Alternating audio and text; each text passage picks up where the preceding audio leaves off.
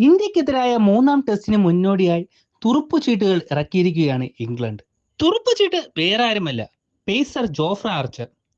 4 വർഷങ്ങൾക്ക് ശേഷം England test ടീമിൽ തിരിച്ചെത്തിയിരിക്കുകയാണ് ആർച്ചർ. ജോഷ് ടങ്ങിന് പകരമായാണ് ആർച്ചറെ ടീമിലെത്തിച്ചിരിക്കുന്നത്. 2019 ഓസ്ട്രേലിയക്കെതിരെ അരങ്ങേറ്റം കുറിച്ച 30-കാരനായ ആർച്ചർ 13 ടെസ്റ്റുകളിൽ നിന്ന് 42 വിക്കറ്റുകൾ വീഴ്ത്തിയിട്ടുണ്ട്. ഇംഗ്ലണ്ടിന്റെ മറ്റൊരു പേസറായ അറ്റ്കിൻസൺ ടീമിൽ ഇടം പിടിക്കുമെന്ന് പ്രതീക്ഷിച്ചിരുന്നെങ്കിലും ഇത്തവണ ഉണ്ടായില്ല. ആർച്ചറുടെ വരവോടെ ഇംഗ്ലണ്ടിന്റെ പേസ് ആക്രമണത്തിന്റെ മൂർച്ച കൂടും. ലോർഡ്സിൽ വ്യാഴാഴ്ചയാണ് മൂന്നാം ടെസ്റ്റ്. അതേസമയം പ്രകടനത്തിന്റെ കാര്യത്തിൽ വിമർശനം നേരിടുന്ന സാക് ക്രോളി, വോക്സ് എന്നിവരെ ടീമിൽ നിലനിർത്തി.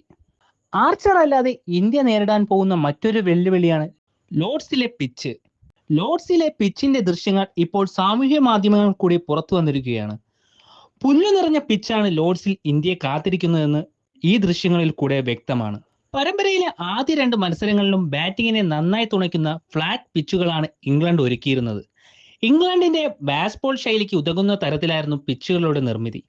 എന്നാൽ ലീഡ്സിൽ 2 ഇന്നിംഗ്സുകളിലുമായി 5 സെഞ്ചുറികളാണ് ഇന്ത്യൻ ഇന്നിംഗ്സിൽ പിറന്നത്. എഡ്ബാസ്റ്റണിൽ ക്യാപ്റ്റൻ ഗിൽ 1-ാം ഇന്നിംഗ്സിൽ ഇരട്ട സെഞ്ചുറിയും 2-ാം ഇന്നിംഗ്സിലും സെഞ്ചുറിയും അടക്കം 430 റൺസ് ഒറ്റയ്ക്ക് അടിച്ചെടുത്തിരുന്നു. ലീഡ്സിൽ ജയിക്കാനായെങ്കിലും എഡ്ബാസ്റ്റണിലെ തോൽവി ഇംഗ്ലണ്ട് ടീമിനെ പ്രതിരോധത്തിലാക്കിയിരുന്നു.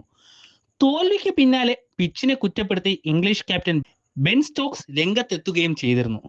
ഇതിന് പിന്നാലെയാണ് ഇപ്പോൾ നിർണായകമായ ലോർഡ്സ് ടെസ്റ്റിൽ പച്ചപ്പ് നിറഞ്ഞ പിച്ച് ഒരുക്കുന്നത്.